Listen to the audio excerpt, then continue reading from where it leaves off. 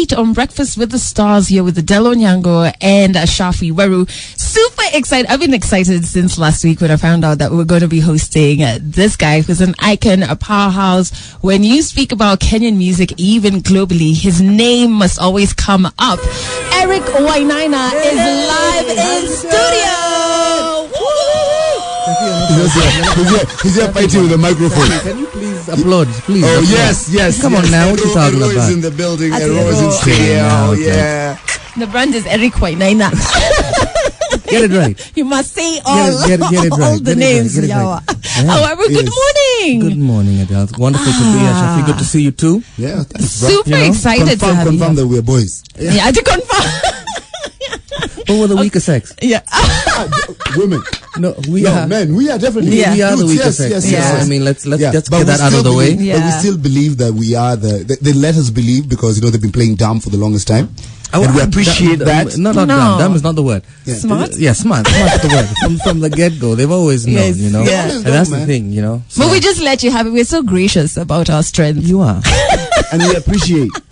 This is such a good day to be a chick. However, so it's great to have you in here. Happy New Year, even though we're 18 days in. It's always happy till June. I think you can still tell guys Happy New Year till June, you know. How were your holidays? What They were you up to? Fantastic. Yeah. We did a road trip. Went all the way to Baringo with some family friends and drove back through Nyahururu and Nyeri. Oh, that's beautiful. It was fantastic. It was a beautiful, beautiful country. Yeah. And so, first and foremost, let's go all the way back to the beginning because it's Thursday. Let's throw it all the way back. Yeah. Back to the beginning. When was the first time that you realized that, this music thing, I dig it? Oh man, I must have been my epiphany. I was 17 years old, performing on stage with an a cappella group back in St. Mary's. And Saints, exactly. And then when we started singing, I knew this was the moment. I was there like, I'm never going to be anything else. Yeah. And I was doing math biochem. I was going to be a doctor. You know? Wow. And I was just there like, this is it. This is where I'm going to be for the rest of my life. Yeah. You know. And so then what came next after that? After that, I went to Daystar, started doing music. I was going to be a Bible teacher. What? Well, because everyone's like, when you decide to become a musician, people sort of start offering you these alternatives. Yeah. You know? They're like, are you sure? So why don't you do something serious? Yeah. You know? So I went to Daystar for a bit. And then there was that whole Five Alive phase, and then I went to Berklee College of Music and came back and just been cruising the music scene. Yeah. So back then, when you were starting off, obviously you internally have decided, I'm going to do this. I'm 17, but I know this is what I want to do. How did you handle the pressure of people telling you, so you just try accounting? I think having my parents on my side was half the battle won. My parents were very non-traditional in that sense. They had sent my brother to play football in the UK when he was 15 and tried to check it out, And so they'd always been sort of pushing us to try interesting stuff. My dad had tried to make me play tennis when Boris Becker was the guy. What? You know what I'm saying? Hey, millennials don't know who Boris Becker is. He's not a president. Okay. He's not a tennis professional. Not Boris Kojo. No. Okay. So at least you had them. I had my parents on my side. So it wasn't hard. Yeah. I mean, there've been other challenges throughout my music throughout my music career, but having my parents there, having my brother there was from the beginning was fantastic. Okay. So we definitely want to dive into those challenges a little later, and also premiere your brand new song. Woo! So that's going to be coming through as well in the next 5 minutes. But if you have any, doesn't matter whether it was mainstream radio, the machinery radio, everybody was ordered. And even away from that time, even just now and listening to it, I feel like you want to just like yank out your flag and be like, do you know where I'm from? You should know people, Yeah. No, this is our second national anthem, by the way. Yes. Big shout out to you, bro. Well, thank you so much. I'm grateful for how much it means to people. Yeah. You really don't ever have any power over that kind of thing, and so I am very grateful. I know that there are two songs that he's done that were very, very like controversial. There's this one which was controversial in a good way, because it's like it was replacing the national anthem, because no one played the national anthem during that period. And then there's Nchi, Kitu Kidogo, which also now did not go down very well with politicians. I love that one. They called them out. Yeah. But we're definitely going to play that one. But this particular song, right? What's the story behind it? Because most people heard it a lot in 2007, but obviously you did it much earlier. About 5 years before. Yeah. No, it was 10 years before. 1997 is when I wrote it. Just sort of what was happening in Kenya, sort of clashes in Likoni at that time, and before that there'd been stuff happening in the Rift Valley. And then 94 was Rwanda genocide, and so at least I was hanging out at Green Corner. Remember that? Yes. Play that. Tao. Exactly. Some guy came up to me and said, "Why don't you write a song for Harambee Stars?" Yeah. So I went home and I started writing because Harambee Stars was doing well at that point. We went to the Africa Cup of Nations. We were just about to qualify. Yes. And so I started writing the song, and then I was thinking, oh, but there's so many other things that are sort of happening. Yeah. And so it went from a Harambee Stars song to the song that you know. Yeah. But even then it was in English. And it wasn't up until about 4 years later that we did the rewrite in Kiswahili. In Kiswahili. Actually, this song is in there's the English version. Yeah. And did you expect, when you put it out, did you expect that so many years later, somebody do the math, many years later, that it would have such 21. An impact? You never imagine it's going to have that kind of impact. And one thing I'm really grateful for is that I like the song. Yeah. Because one of the things you never want to happen to you is have a hit song that you don't like. Because you always have to play it. When you're at the gig, you're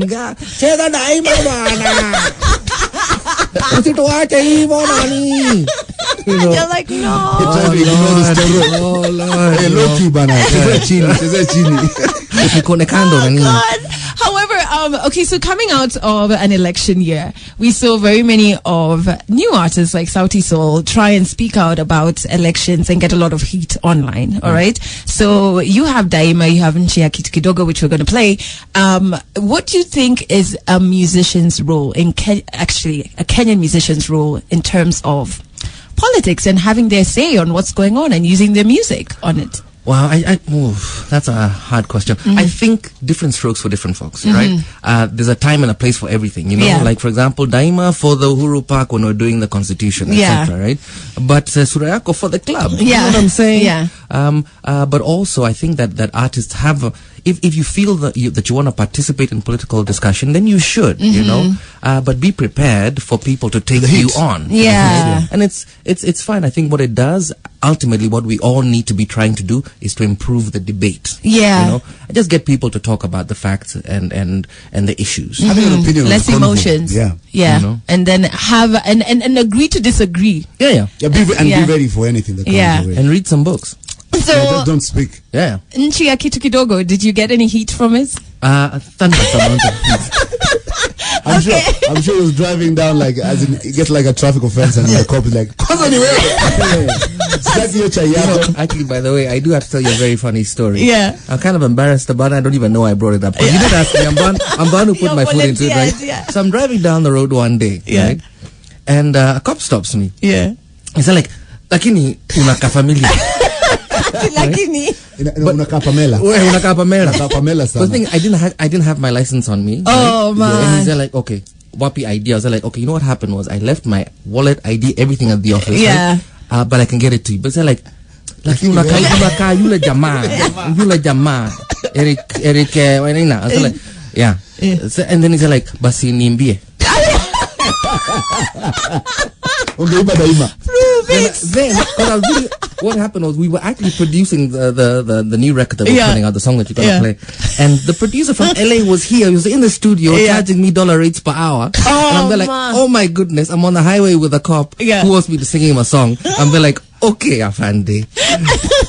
Okay, let's do this. 1, 2, 3, what song do you want? And he looks at me. Nchi ya Kitu Kidogo. Imba hiyo. Show me. Case closed. Show me. So embarrassed as all hell. I sing the song. Right? Then he looks at me and he says, sio wewe. You know what? Kenyan cops for the win. However, speaking of singing the song, it is playing right here on Kiss FM. When you sang it for the cop, it didn't sound like this. I tried my best, man, but the guys are like, lakini umejaribu. Kwa sababu haukuwa na instrumentals. That's probably what it was. Yeah, right? That was the issue. Listen, all Eric Wainaina songs have to be backed up by some guitar, some backline. Do you know, I can't remember how old I was, but I remember when this song came out, and even in that young age thinking... Please, when did you record this song? 2001. 2001, you are 28, man. So, yeah, my age is my age, man. But I still remember seeing the video and thinking, this guy has guts. Like, even as a kid, thinking, man. Like... Yeah. Yeah, but you know, at that time there was a lot of that kind of talk, as in like Ridiculous were doing their thing, you know, and we were all standing on the shoulders of comedians or you could laugh at Moe. Yeah, you know. But we're only Twitter watu wadogo. But all of us see what ni watu wadogo. But what was the greatest thunderstorm? Because they said heat, but you're like, it was a storm that you remember. Yeah, I think the biggest thing was the day that we played the song at the music festival, and the then Vice President Saitoti was there, and so I got asked to say, okay, what songs are you gonna sing? By the MC. I was like, this is what I'm gonna play. We went on the stage, we did the first song, it went down well. Started to play the second song, and someone from the side of the stage is kind of calling me, beckoning me, right? And I'm there like, okay, no, I'm not going to stop the song in the middle, right? Because they're used to that kind of thing. You've been at things where people are performing and a dignitary shows up and everyone has to stop. You're going to stop the people in the middle of the song. So like, I'm not going to do that. So I started to get quite intimidated by all the sort of... The energy around us. You know, exactly. But I look back and the choreographer and the dancers, the choreographer was shouting the dancers and saying, dance hard, dance hard. And the song had been playing on radio at that point, and the audience knew the chorus, and so they were singing along as well. Yeah. And so I sort of had the guts to go on, but I mean, that was a moment where things could have gone really badly, because even after the show, these two suits came up to my bro, who was my manager at the time, and they're like, Eric Wainaina ni nani? You're like, it's him. No, actually, he said, bless his soul, he was like, it's me. He said, right? And I love him for that. But I mean, it could have gone pretty badly south. What? Oh my God. And we were just singing along to the chorus. Like, yeah, man. Like, making it worse. Or better. For you. However, guys, so we have a new song. Yay! Okay. Okay, tell us about Okay. Okay, tell you about Okay. Okay is this wonderful, excellent, fantastic, amazing song, if I may say so myself. Yes. That I wrote with Kagwe Mungai. Oh, snap. Yeah. Now, if I hadn't said Kagwe, you look what are you doing? No, I like it. I like it. I love Kagwe dearly. We were working together about 2-3 years ago. And we started writing this song. And a guy that I was in college with offered to produce it and produce the whole record. Yeah. And what Okay is about, it's a breakup song, right? Oh, man. But it ultimately says that at the end of it all, I'm going to be okay because I'm getting over you. Tonight, I'm getting over you. Right? And it's funny that you bring this song because someone in this studio had a really bad first date. Who might that be? Who might that be? Your cameraman. The two of us. The two of us. I'm married. You're married. Only you were out on a date like that. I'm so sorry. I wish we were on Facebook Live or something, or Insta Live, because we have 4 dudes in here. So Eric is married. Yeah. And the other 3. No. See, so what are you talking about? We've not named names. Why are you shouting the loudest? Okay. So guys, we're gonna. Okay, you okay with this? Debut. We are premiering a brand new from Eric Wainaina. Works on this with Kagwe. Okay, playing for the first time right here on Kiss FM. Turn it up. Tell us what you think about it. Eric Wainaina. It's called Okay, and of course he's live in studio on Breakfast with the Stars with me, Adele Onyango and Shafi Weru. And 2 things. So first, love the song, like Thank how you so much. I don't know the music lingo, but how it grows. Grows is good. Yeah. And then the like there's a choir. Show. What do you mean now? Shafi, why are you hating, man? You're gonna be okay, Wait, Shafi. Shafi, you're gonna be alright. It's alright, man. And the second thing is that thank you so much for making it easy for me to learn the chorus, because me and the wrong lyrics that I create for people, I'm just like, at least I'm getting it. I'm gonna be okay. Let's go. But the song is fantastic. Thank you. Thank you very much. Powerful. It's dope, and it's okay. Yeah. It's everything. Well, I'm hoping it's better than okay. You know. And then, okay, like okay with many O's. You guys are too fun intended now. However, However, what we want you to do, though, is let us know what you think about the song. Mercy, even like 1 or second into the song, she was like 10 over 10. Okay. 10 even? Thank you, Mercy. Thank you so much. So you all need to tell us what you think about the song on Twitter. No, they're already saying it. Yeah. Tuma, Eric, you always kill it. Yeah, it's a hit, man. Love it from MLS. Hey, these names. Yeah, but it's amazing. Yeah, I didn't expect anything less from Eric. Oh my God. So ungeleta hapa tu ushens. But what I do think is that I was not expecting that. I didn't expect it also. Yeah, I didn't expect that. It's completely switched up. Yeah, it's a totally different sound. Yeah. I mean, it's totally different. Even themes. This record is about themes that are very, very close to me. You know, it's about love. It's about passion. It's about betrayal. It's about reconstruction. You know, it's He's talking to me. Yeah, you know, it's that, you know, Shafi, 2018, man. You know, tired of the mock. Let me fill you in before we leave.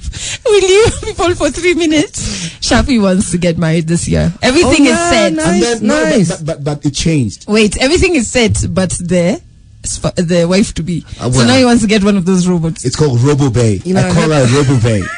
You know what? So on this note, I was about to do it, and then Robo Bay happened. Oh well, it's gonna be okay. That's not a marriage. Yeah. And we just premiered a brand new one from Eric Wainaina, and guys were like, please make sure, make sure you replay it because it goes at people. Oh my God! And it's strange. Every time Eric comes, he comes with very complicated songs for us to put in the playlist. This one, yo.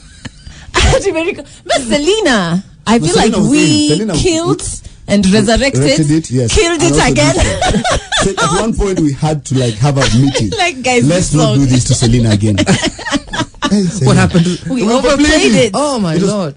We put it on a wall and then we called those guys who came with their AK-47.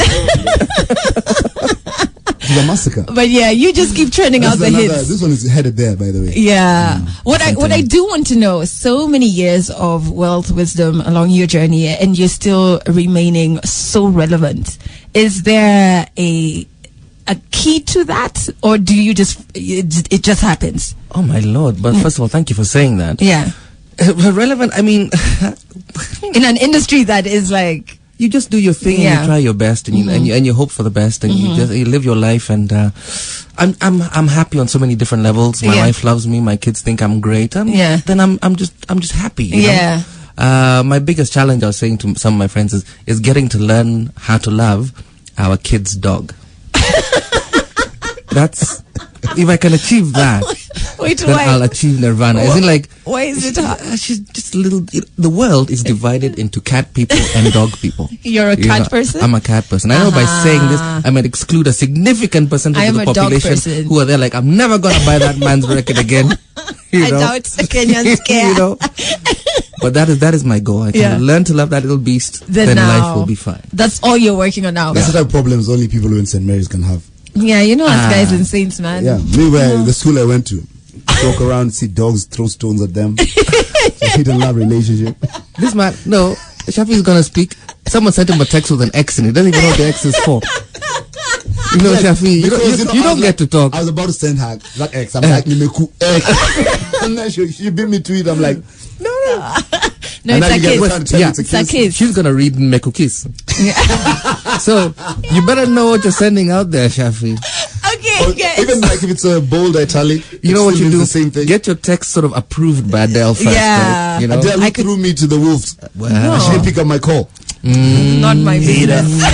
However, what I do want to know, if you could go back and talk to 17-year-old Eric Wainaina, who's on stage and is thinking, oh, I like this music thing. It's what I want to do. What's the one thing you would tell him? Just do it all over again. That's what I'd say. Just I have no regrets. I'll just say, just do it. Yeah. And do it hard and maybe even be bolder at times when I was sort of wondering whether I was doing the right thing or whether I made the right. And I never doubted the music decision. Yeah. What I doubted was maybe some decisions that I made within my career. And I think I would say to myself, just be bolder. Just go for it harder. Trust your guts. Exactly. So we're definitely going to replay Yay! Later on in the show, but it's been so amazing having you on the show, Eric. Like the convo has just been amazing in the story. The vibe. Shout out to that cop who stopped him. made him sing on the side of the road. You know, the next time I'm you're the MVP, by the way. I'll tell them I'm Eric Wainaina. Yeah. Try it. I see what will happen. It's an Eric Wainaina challenge. Formation of traffic corral. The hair is missing. Okay. The beard. They don't know. Yeah. He's changed. And then also the voice. Okay, me, I can't. I don't have the voice and the beards. But guys, just try it out. Yeah. So make sure you make sure don't. Your mic will just go off miraculously. But make sure you follow Eric Wainaina. And can they download and buy the music, the song online? The song is available everywhere. Everywhere where you buy music, it's available there. It's on Mook, it's on Skiza, it's on Dundo, it's on Apple Music, it's on Tidal, it's everywhere. Yeah, whichever your online poison is, you can find it. Go for it. But don't go to your neighbor's house and ask for it. Yes. No, actually buy it.